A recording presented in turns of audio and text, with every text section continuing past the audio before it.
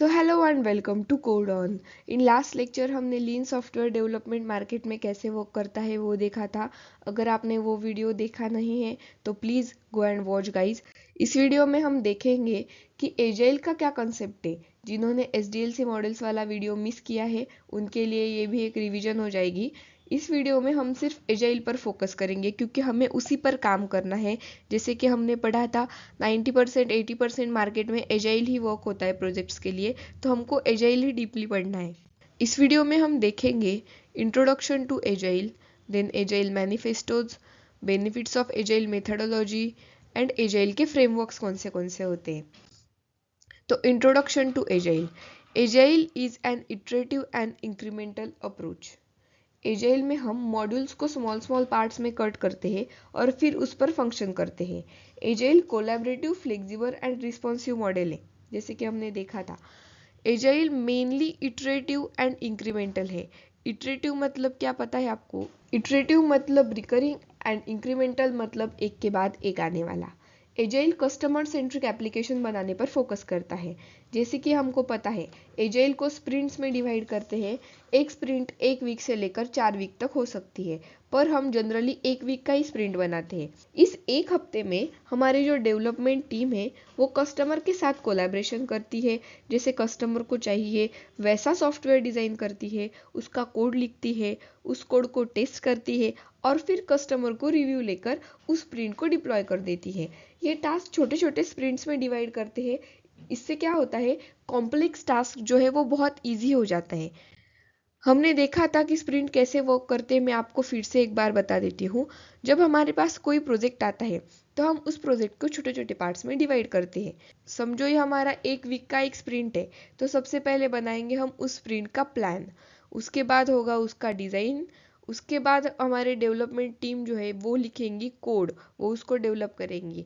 बाद में उस कोड की होगी टेस्टिंग एंड बाद में वो कोड डिप्लॉय होगा। एंड ऑफ द वीक हम कस्टमर से उस कोड का रिव्यू लेंगे। अगर कस्टमर हमारे बनाए हुए उस प्रोजेक्ट से अगर सेटिस्फाइड है, उस पार्ट से अगर सेटिस्फाइड है, तो कस्टमर ग्रीन फ्लैग देगा और वो जो हमारा डिप्लॉय किया हुआ पार्ट है वो सीधा हम कर देंगे लॉन्च। पर अगर कस्टमर उससे सेटिस्फाइड नहीं हुआ और अगर कस्टमर ने बोला कि मुझे इसमें कुछ चेंजेस चाहिए, जो कस्टमर बोल सकता है, अगर उसको कोई चेंजेस चाहिए होंगे, उसको कोई चीज़ पसंद नहीं आई तो वो हमको बोलेगा रिव्यू में कि मुझे ये अच्छा नहीं लगा, वो अच्छा नहीं लगा, तो वो मेरे को ऐसे कर दो वैसे कर दो।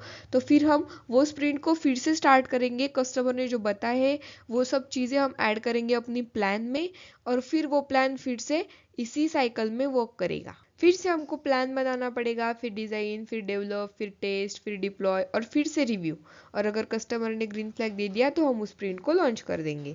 ओके। The agile manifestos. तो मैनिफेस्टोज मतलब क्या होता है? मैनिफेस्टोज मतलब कौन सी चीज़ों को हमें ज़्यादा इंपॉर्टेंस देना है और कौन सी चीज़ों को हमें कम इंपॉर्टेंस देना है। In simple word I can say चीज़ें प्रायोरिटाइज करनी आनी चाहिए हमको। तो एजाइल का पहला मैनिफेस्टो है individual and interaction over process and tools. तो मार्केट में बहुत सारे टूल्स अवेलेबल है एजाइल को इम्प्लीमेंट करने के लिए, जैसे जीरा, अज्योर डेओप्स, AWS डेओप्स, स्क्रम्स फ्रेमवर्क। ये सारे टूल्स है जो मार्केट में यूज होते हैं अज्योर को इम्प्लीमेंट करने के लिए। अगर आपको आपका प्रोजेक्ट बेहतरीन होना चाहिए तो आपको टूल से ज़्यादा आपके टीम पर फोकस करना है। देखो, टूल्स जो है वो सिर्फ हेल्प करेंगे आपको आपका जो पूरा प्रोजेक्ट है उस पूरे प्रोजेक्ट को इम्प्लीमेंट करने के लिए। लेकिन जो आपकी टीम है वो टीम आपका कोड लिखने वाली, तो आपका कोड ज़्यादा इंपॉर्टेंट है टूल्स के कंपैरिजन में। आपके टीम के साथ अगर आपका इंटरेक्शन अच्छा होगा तो टूल्स 19-20 भी हो गए तो आपकी टीम वो काम संभाल लेगी। तो focus on peoples, peoples are more important than tools. Then second है working software over comprehensive documentation. See, आपको डॉक्यूमेंटेशन से ज़्यादा सॉफ्टवेयर पर फोकस करना है।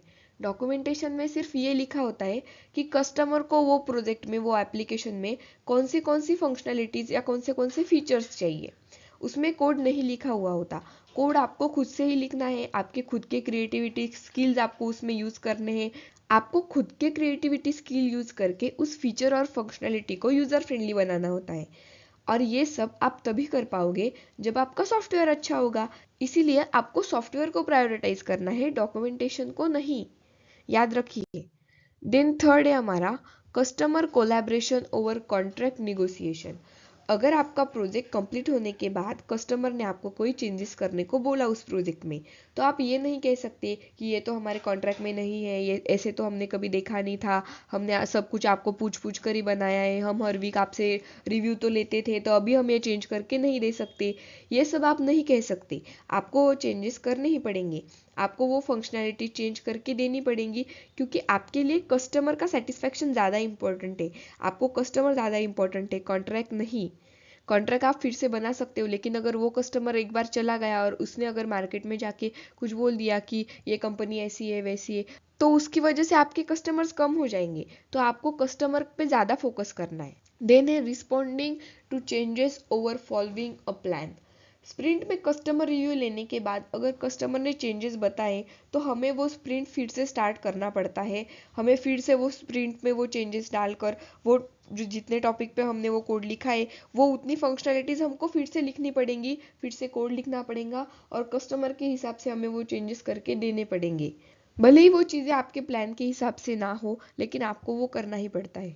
Benefits of agile methodology. अभी हमने ऊपर ऊपर से बेनिफिट्स देखे थे हमारे SDLC मॉडल्स में, इसमें हम थोड़ा डीपली पढ़ने वाले हैं। तो फर्स्ट बेनिफिट है हमारा इम्प्रूव्ड फ्लेक्सिबिलिटी एंड एडेप्टेबिलिटी। जब स्प्रिंट्स में हम काम करते हैं और एंड ऑफ द स्प्रिंट जब कस्टमर का फीडबैक लेते हैं, तब अगर कस्टमर सेटिस्फाइड नहीं है हमारे काम से और उसने कुछ चेंजेस और कुछ मॉडिफिकेशंस करने को बोला है हमको, तो हम उसी स्प्रिंट में चेंज करके देंगे वो मॉडिफिकेशंस। भले ही वो वर्क हमारे प्लान के हिसाब से ना हो, लेकिन अगर कस्टमर को वो चाहिए तो वो हमको देना ही पड़ता है। Then increased collaboration. अगर आप एजाइल मेथोडोलॉजी से काम कर रहे हो ना, तो आपको आपके डेवलपमेंट टीम के साथ कोलैबोरेशन करना आसान हो जाता है। जैसे हम स्टैंड अप मीटिंग्स होती है, हर रोज़ ये मीटिंग होती है, इसमें हम डिस्कस करते हैं कि हमने कल क्या काम किया, हमारा प्रोजेक्ट कितना आगे बढ़ चुका है, और या फिर किसी को कोई क्यूरीज है क्या। अगर किसी को कोई क्यूरीज होती है तो वो सारी टीम मिलकर उस टॉपिक पर डिस्कशन करती है और उसको उस क्यूरीज का सोल्यूशन बताती है कि वो क्यूरी कैसे सॉल्व हो सकती है। तो इस वजह से क्या होता है, हमारा और हमारे टीम का इंटरेक्शन बहुत अच्छा होता है और हम कोलैबोरेटिवली काम करते हैं, तो हमारा प्रोजेक्ट भी अच्छा होता है। देन है इन्हांस कस्टमर सेटिस्फैक्शन। कस्टमर से रेगुलरली हम फीडबैक लेते हैं ना एंड ऑफ द स्प्रिंट, इस वजह से क्या होता है, प्रोजेक्ट में कंटिन्यूअस जो इंप्रूवमेंट होती है ना, वो कस्टमर एक्सपीरियंस करता रहता है। तो कस्टमर को आइडिया होता है कि उसका फाइनल आउटपुट कैसा दिखेगा और फिर वो उस फाइनल आउटपुट से सेटिस्फाइड होता है, तो आपको लास्ट में कुछ ज़्यादा चेंजेस करने को वो नहीं बोलेगा। देन है फास्टर डिलीवरी। एजाइल की वजह से टीम में बैलेंस वर्क डिस्ट्रीब्यूशन होता है, तो इससे क्या होता है, किसी को ज़्यादा काम नहीं मिलता, किसी को कम काम नहीं मिलता, किसी एक बंदे पर ज़्यादा वर्कलोड नहीं आता है, तो प्रोजेक्ट कंप्लीट होने के लिए ज़्यादा टाइम नहीं लगता है, तो प्रोजेक्ट मार्केट में जल्दी लॉन्च हो जाता है और आपकी डिलीवरी भी फास्ट हो जाती है। देन है इम्प्रूव्ड क्वालिटी। देखो, स्प्रिंट में आप जब रेगुलरली आपके कोड को टेस्ट करोगे ना, तो रेगुलरली फीडबैक लेके आप उस कोड को इम्प्रूव ही करते रहोगे, तो इससे क्या होता है, आपकी प्रोजेक्ट की जो क्वालिटी है ना, वो ऑटोमेटिकली इंक्रीज होती जाती है रेगुलर टेस्टिंग्स की वजह से। ओके। देन है reduce risk. Regular feedback and course corrections ensure that the project stage on track and reduce the risk of failure. समझा आपको, regular feedback and course correction की वजह से आपका जो प्रोजेक्ट है वो स्टेप बाय स्टेप प्रोग्रेस होता जाता है, तो ऐसे में रिस्क काफ़ी हद तक कम हो जाती है। The agile frameworks. तो हमें इस टॉपिक में देखना है कि एजाइल के फ्रेमवर्क्स कौन से होते हैं। हमने अभी नाम सुना ना, कैनबैन, स्क्रम फ्रेमवर्क, तो हमें इस टॉपिक में देखना है कि कैनबैन फ्रेमवर्क क्या होता है। तो कैनबैन एक विजुअल फ्रेमवर्क है, जैसे कि यहाँ पर आपको दिख रहा होगा, यहाँ पे ये एक कैनबैन बोर्ड है। ओके, इस कैनबैन बोर्ड पर लिखा है, यहाँ पर लिखी है स्टोरीज। ओके, ये है यूजर स्टोरीज आपकी। उसके बाद लिखा है टू डूज। तो टू डूज क्या होते हैं, ये यूजर स्टोरीज में कौन सी चीज़ों पर आपने काम शुरू किया है, ये लिखा होते हैं टू डूज पे। उसके बाद कौन सी चीज़ें प्रोग्रेस में चल रही है उस प्रोजेक्ट में, वो होता है हमारे इन प्रोग्रेस में। प्रोग्रेस करके जो जो चीज़ें हैं, वो जो टेस्टिंग में जा चुकी है, वो चीज़ें यहाँ पर दिखेंगी आपको, और पूरे प्रोजेक्ट में जो चीज़ें हमारी डन हो चुकी है, वो चीज़ें देखेंगी हमें डन बोर्ड पे। तो ये है हमारा सिंपली कैनबैन बोर्ड। इस पर सब आपको वो क्लियरली दिखाई देगा कि हमारी यूजर स्टोरीज कौन सी है, देन हमारे टू डूज कौन से है, प्रोग्रेस में कौन सा वर्क है, टेस्टिंग किन टॉपिक्स पर चल रही है, और कौन से ऐसे टॉपिक्स हैं जो कंप्लीटली डन हो चुके हैं। देन है एक्सट्रीम प्रोग्रामिंग। तो एक्सट्रीम प्रोग्रामिंग क्या होता है? एक्सट्रीम प्रोग्रामिंग को हम एक्सपी भी कहते हैं। तो ये एक्सपी फीडबैक लूप होता है। रैपिड फीडबैक के लिए हम ये यूज करते हैं। जब हमारा प्रोजेक्ट थोड़ा बड़ा होता है ना, तब हम एक्सट्रीम प्रोग्रामिंग का यूज करते हैं और उस प्रोग्रामिंग के लिए हम एक्सपी फीडबैक लूप का यूज करते हैं। एक्सपी फीडबैक लूप जो है ये एक रैपिड फीडबैक के लिए हम यूज करते हैं। देखो यहाँ पर आपको दिख रहा होगा सेकेंड्स में आपको दिख रहा होगा कोड। तो यहाँ पर इसका मतलब है कि हम सेकेंड्स में कोड लिखेंगे। देन मिनट्स में जो है, मिनट्स में हम उस कोड की पेयर प्रोग्रामिंग करेंगे। तो पेयर प्रोग्रामिंग क्या होता है? पेयर प्रोग्रामिंग मतलब दो लोग साथ में बैठ के डिस्कस करके कोड लिखते हैं, उसको हम बोलते हैं पेयर प्रोग्रामिंग। देन है अवर्स। अवर्स में हम करेंगे इस जो हमने प्रोग्रामिंग जो की है उस पेयर प्रोग्रामिंग की हम यूनिट टेस्टिंग करेंगे। Then within the 24 hours हम पेयर निगोसिएशन करेंगे। जिन दो बंदों ने ये कोड लिखा है ना, वही दो बंदे क्या करेंगे, बैठकर ये देखेंगे टेस्टिंग के बाद कि उन्होंने जो जो चीज़ें डिस्कस की हुई थी वो सब इस कोड में आई है कि नहीं। देन डेज में हमारी होगी स्टैंड अप मीटिंग्स। हमने अभी देखा ना, एक दिन में एक बार स्टैंड अप मीटिंग होती है 10-15 मिनट की, जिसमें हम देखते हैं कि हमने कल क्या क्या काम किया, उसमें कुछ क्यूरीज आई कि नहीं। वो होगी हमारे डे में एक बार। देन होगी वीक्स। तो वीक्स में होगा हमारा एक्सेप्टेंस टेस्ट। जैसे कि हम कस्टमर से रिव्यू लेते हैं ना, एक्सेप्टेंस टेस्ट, उसको वो एक्सेप्ट है कि नहीं, बाद में हम उसको आगे भेजेंगे, बाद में हम उसको हॉर्स करने के लिए आगे भेजेंगे। तो वो होता है हमारा एक्सेप्टेंस टेस्ट वीक में एक बार। देन होता है हमारे मंथ्स में होता है हमारा iteration plan and release plan. अगर एक्सेप्टेंस टेस्ट में जो हमने काम किया है वो अगर एक्सेप्ट हो गया वीक्स में, तो हम क्या करेंगे, मंथ में वो पूरा जो हमारा कोड एक्सेप्ट हुआ है एक्सेप्टेंस टेस्ट में उसको हम रिलीज कर देंगे। रिलीज कर देंगे मतलब हम उसको हम हॉर्स कर देंगे। ओके, ये होता है एक्सट्रीम प्रोग्राम फ्रेमवर्क। ये मार्केट में ज़्यादा यूज़ होता नहीं है, पर आपको नॉलेज होना चाहिए, क्योंकि कोई कोई जो कंपनीज है वो आज भी बड़े प्रोजेक्ट्स के लिए इसका यूज़ करती है। तो पता नहीं आपको कि आप छोटी कंपनी में जॉब पे लगोगे या फिर बड़े कंपनी पे, तो आपको सब चीज़ों का नॉलेज होना चाहिए। इसलिए मैं आपको सब चीज़ें बता रही हूँ। देखो, मैं आपको बहुत सिंपल करके पढ़ा रही हूँ ये सब।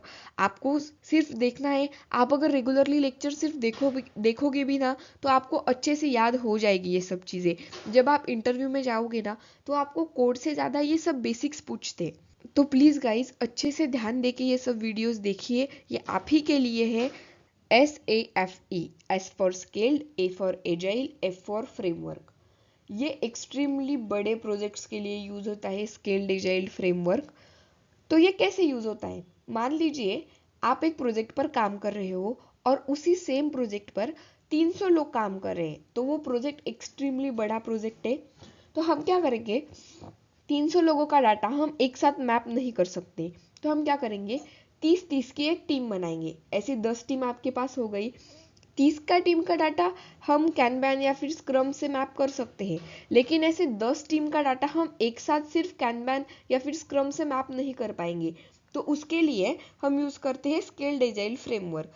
जो मैसिव फॉर्म में जो डाटा होता है हमारा, जो मैसिव डाटा होता है, वो मैसिव डाटा मैप करने के लिए हम स्केल्ड एजाइल यूज़ करेंगे। इससे क्या होगा, एक साथ 10 टीम का डाटा जो है हमारा वो मैप हो जाएगा और हमें इजीली पता चल जाएगा कि हमारा प्रोजेक्ट कौन सी फेज पर वर्क कर रहा है। Okay, so that's it for this video. इस वीडियो में हमने एजाइल डिटेल में पढ़ा है, एजाइल की थ्योरी क्या है, एजाइल के मैनिफेस्टोज क्या क्या है, एजाइल के बेनिफिट्स क्या क्या है, एजाइल के फ्रेमवर्क्स। अगले वीडियो में हम डीपली एजाइल को पढ़ेंगे, मतलब वो फ्रेमवर्क्स का एक एक टॉपिक वो हमें कैसे यूज़ करना है, हमें कैनमैन के टू डूज कैसे लिखते होते हैं, कैनमैन के टू डूज कैसे वर्क करते हैं, यूजर स्टोरीज से टू डूज कैसे लिखने हैं, वो सब हम अगले वीडियो में देखेंगे। अगले वीडियो में हम sprints, products, backlogs, user stories, burn down chart क्या होता है, वेलोसिटीज, रिव्यूज कैसे लेते हैं, एक्सेट्रा एक्सेट्रा सब कुछ पढ़ेंगे। So stay tune guys and thanks for watching.